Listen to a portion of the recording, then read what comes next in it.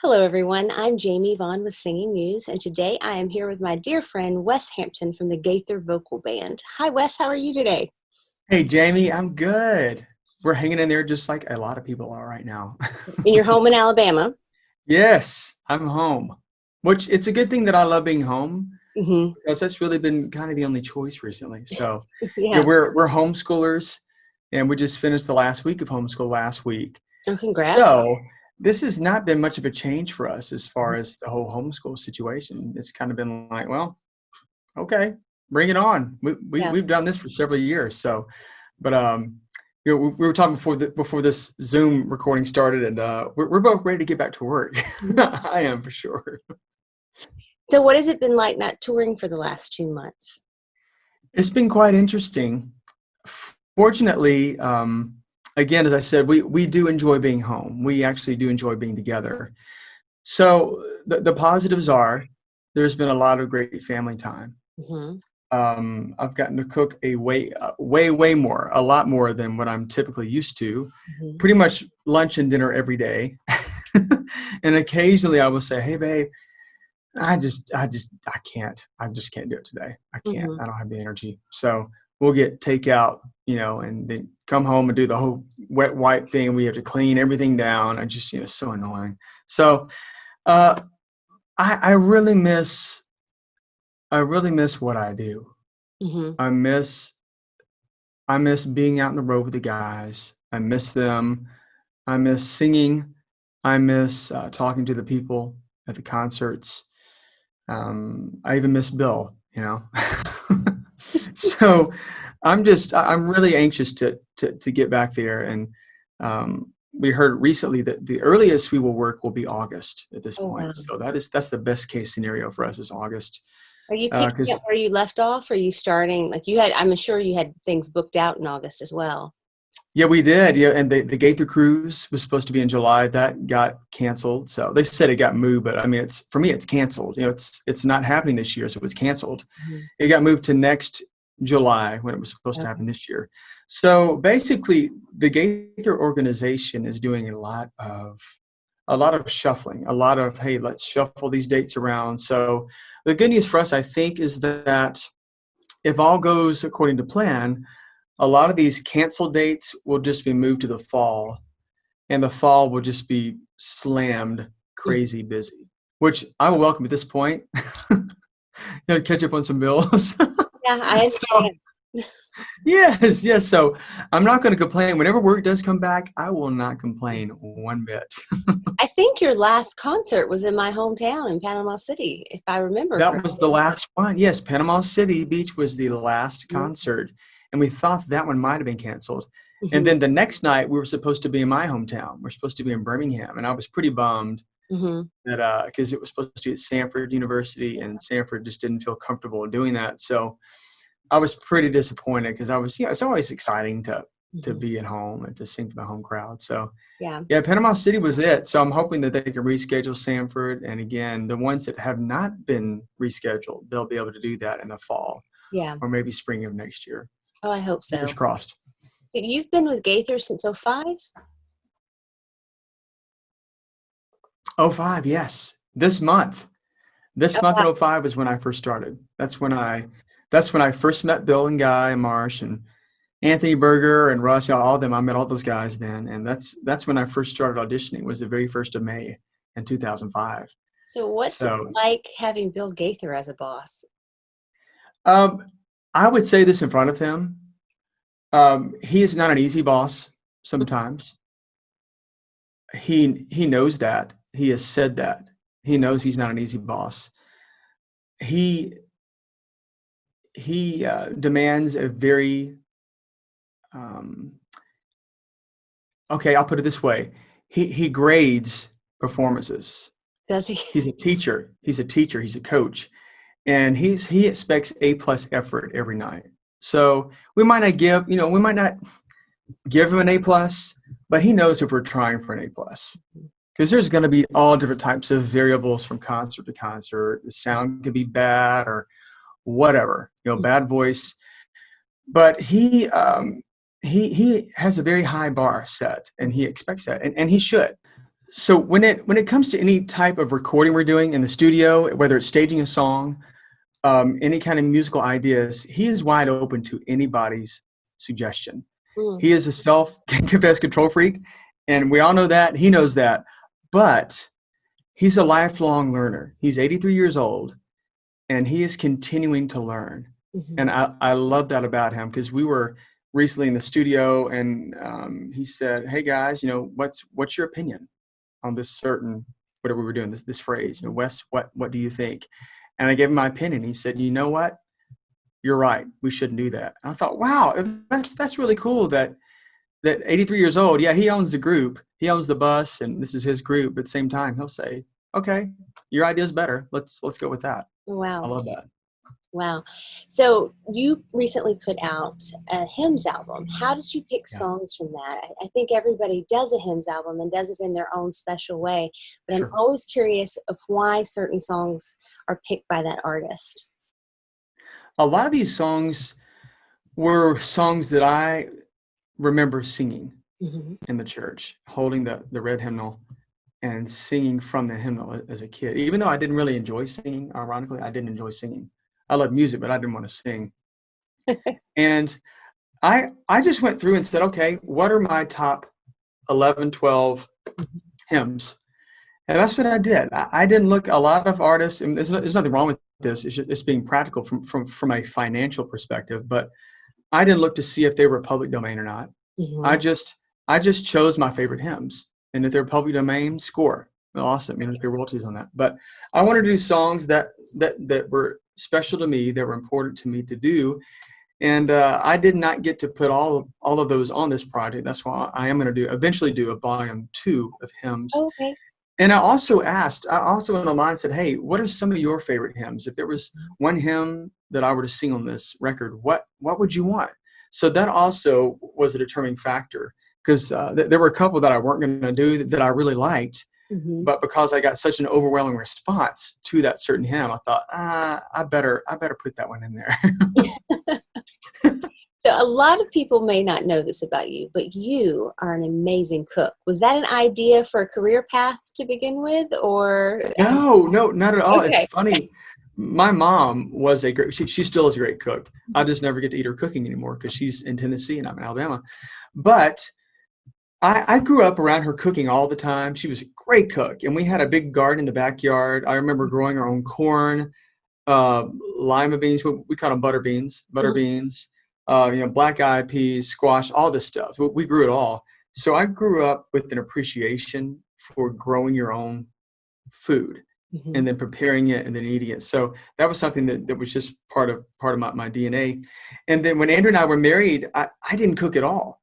And I remember I was working 2 part-time jobs trying to finish school. Mhm. And I would come home in the middle of the day because I would have just crazy hours sometimes. And I turned the TV on and I turned to food TV. And I remember thinking, this is very relaxing. This is kind of, I feel like I'm kind of escaping, and this isn't relaxing. This is when Food TV actually had teaching programs. There weren't just a bunch of reality game shows. It was actually cooking instruction. Martha Stewart was on there showing you how to take apart a bird, just all this stuff. Right. So I was just fascinated by that. So I kind of started edging Andrea out of the kitchen. It was so funny. I remember she was making spaghetti sauce one time and she left the room and I went in there and I started messing with stuff. And I went and sat back down. She came back. She said, did you mess with this? I said, maybe, yeah, yes, I did. And that kind of started this thing of, I honestly pushed her out of the kitchen and she was happy with that. She goes, okay. Cause she was a fine cook, Mhm. but she didn't like it. She didn't enjoy it, but I did. So it became a hobby. And then this hobby became a passion of mine. So now it's what I love to do. I've been doing a lot of it recently and actually, I have this current cookbook out called Recipes. Yeah, yeah, Mhm. I know, Recipes, and I'm working on getting the next volume of that out right now. The designer's putting it all together right now, so we're gonna have another one out. And just stuff that I love. I love to fix for my family. I love going to a restaurant and saying, "Ooh, that's great. I'm gonna go home and I'm gonna try to make that at home." So that's what I do a lot of the times. Mhm. Chick-fil-A on Sunday. Okay, we'll have Chick-fil-A on Sunday. I'll just make it. Well, I can attest to your desserts are amazing. So Oh. get his cookbook so you can try some of those recipes out. Now, you every week, or is it every week or every few days you're doing a I've live? been doing something like a live cooking stream every week, typically on Wednesday, but it's already Tuesday. This week's already been kind of insane, believe Yeah. it or not, even though we're home. It's still a lot of stuff going on. So I'm going to try to do it probably Thursday this week, Thursday, Friday this week. I'm not sure what I'm going to cook, but I do a live stream on Yep. my YouTube channel. I think it's just Wes Hampton on YouTube. Just look up Wes Hampton on YouTube, and I'm there. And I think it's good, Jamie, for people to, especially now when a lot of people are shut in, they feel isolated, they feel totally alone, to bring a little. I think it's entertaining, a little entertainment to them. Hey, and this is how I cook stuff that I enjoy cooking. This is how I do it. This is how you prepare it. And this is how you can do this for the people that you love. Mm-hmm. So I think it's bringing people joy. I really do. I'm not going to sit here all day and not do anything. So I thought, okay, I have no excuse. I'm going to get another cookbook done. I'm going to get another solo project done. So that's what I've been doing. Actually, I'm in my little studio right now. I've got my little lyric sheet right there. I'm currently working on another solo project because I thought I'm going to make the most of this time. Yeah, absolutely. Well, now we've got to get you a cooking show. So Hey, bring it on. I'm up for anything at this point. I will work on that when we're off. Okay, yes. So Let, you are, I'm sorry, I didn't hear that last part. so let me know what you hear. I will. So you're working on your new solo project. Any chance you could have a dream duet on there, and who would that be with? Oh, I would love to. That's a great question. I would love to sing something with Larnell. Yeah. I've already had one of my big bucket lists. I got to sing with Steve Green, and he recorded on my very first solo project, "It Is Well With My Soul," and that was just a huge thing for me. And I've gotten to sing with pretty much all of my vocal idols in Christian music, which is I'm so grateful for. Yeah. You know, I never dreamed I would even get to be in the same room with these guys, and then to get to sing the love of God with Larnell Harris and David Phelps. Right. That's pretty awesome. And get to Yeah. sing with Michael English, one of the all-time greats. Mm-hmm. It's been an amazing experience. So I think Larnell, that would be a very cool duet to get Yeah. to sing with him. That I would would be love awesome. that. I would love that. So as we wrap up this interview, is there a message of hope that you would like to share with our viewers? Yeah, I'll be totally honest with you.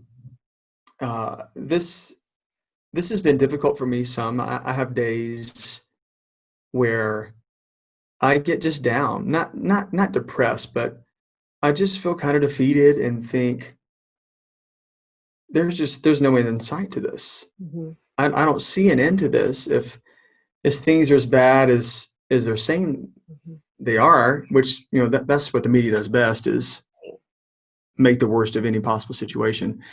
But it's easy to get bogged down in all the negativity and let that affect you. And I'm just being real. There's been days where I thought, man, I don't know if I'm going to sing again. Yeah. I don't know. Maybe I will. I hope I will, but I might not sing again.